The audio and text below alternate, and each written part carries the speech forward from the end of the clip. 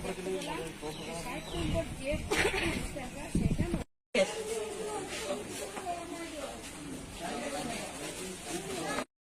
পর্যন্ত তো শান্তিপূর্ণ অবস্থায় ভোটাররা ভোটদান করছে।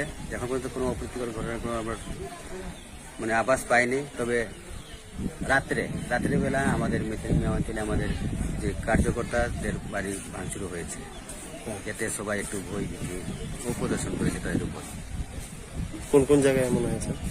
মেথিনিয়া এ পর্যন্ত মেথিনিয়া আর মহাবীর এই দুটি জায়গার উপর আমাদের আছে।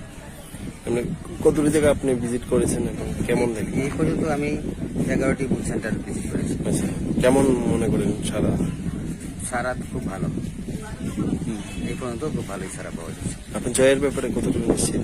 26 তারিখে বলা যাবে, এর আগে তো কিছু বলা যাবে না। আচ্ছা, এখন কোনো সমস্যা আছে কি? না, এখন কোনো সমস্যা নেই।